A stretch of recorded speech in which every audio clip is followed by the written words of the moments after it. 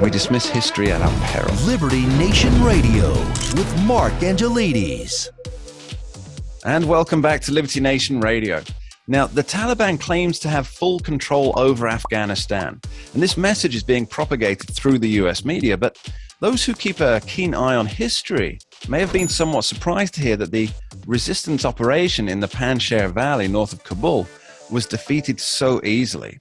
Now, this is a region that held off the might of the British Empire, yet the media panhandlers lead us to believe that it fell overnight to a handful of ill-trained Taliban.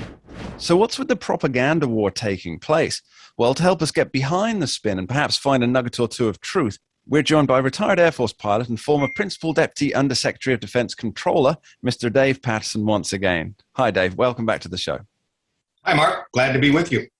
So tell me, I find it impossible to believe that the Panjshir Valley fell to the Taliban, destroying the last pocket of resistance in Afghanistan. Perhaps if they'd mobilized every single fighter they had. But this was allegedly a small operation that we're hearing about. What do you think the truth is? Well, it is kind of hard to believe, actually. I mean, we are led to understand that the Taliban, in a single night, took on 8 provinces and totally subjugated them. That's a bit of a stretch. And you haven't heard that Masood has been captured, and that probably is a better barometer of what has actually taken place. Now, Masood is the present leader of what they're terming the resistance in the region, but he's also the son of the former resistance leader who faced off against the USSR, isn't he? That's correct. He is the 32-year-old son of Ahmad Shah Masood, and is quite popular, and he is reputed to be an excellent leader. And so I think that when you hear that he is in the Taliban's hands, then perhaps more of what they say is credible. I think it's quite interesting linguistically that the Panjshir Valley is known as the Valley of the Lions, and Masood was called the Lion. I think that's quite a fascinating connection there. Now, it seems to me that the Taliban have taken lessons from a range of social media strategists. Now, remember, these are mountain-dwelling fighters with very few special skills other than firing a range of weaponry. Yet they're using the social media platforms like pros. How is this possible? And is it possible that there's some foreign entity running their PR system?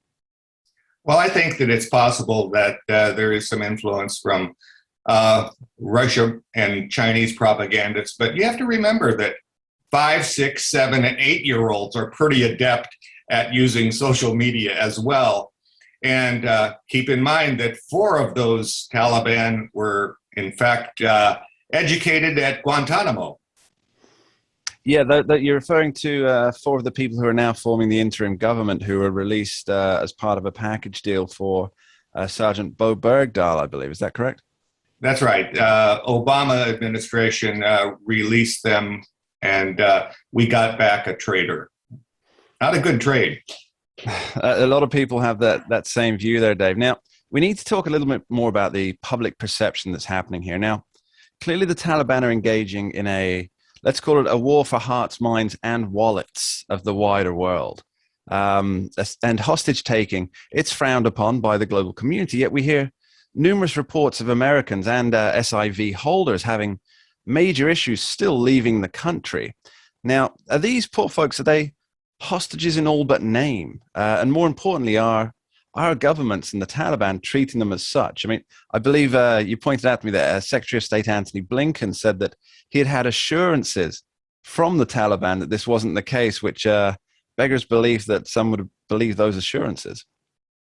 Well, I think that one of the first comments that you made, that the global community takes a dim view of hostage taking, and that assumes that the Taliban is part of the global community, and I would take issue with that. They really are interested in the Taliban and Sharia law and implementing their rather strict approach to any number of societal norms. But I think, to your point, it is hostage taking by any other name. And quite frankly, the State Department has not shone brightly in this particular instance. Now, it's prediction time for you, Dave, if I may. Senator Lindsey Graham recently told the BBC News, and I'll do a quote here for you. "We will be going back into Afghanistan. We'll have to because the threat will be so large," end quote. He then said that it will be just like going back again into Syria and Iraq. Now, we know there's zero appetite for war from the American people, but that's always the case with these types of skirmishes. Will President Biden recommit to sending in troops, do you think? Or will it happen further down the line if it happens at all? I don't think that the Biden administration and his national security team will commit to sending troops back to Afghanistan. I do think that they will try this over the horizon approach with drones and perhaps some tactical air. Will we have to go back at some point? Absolutely. Already you're seeing that ISIS-K, Al-Qaeda, and a host of other terrorist groups are starting to get a foothold in Afghanistan. And the only thing that might persuade them otherwise would be Russia and China, who do not want this to be a chaotic situation, even though it favors them in the long run. But eventually, we will have to go back in some form or fashion, and I think that Senator Graham is absolutely right.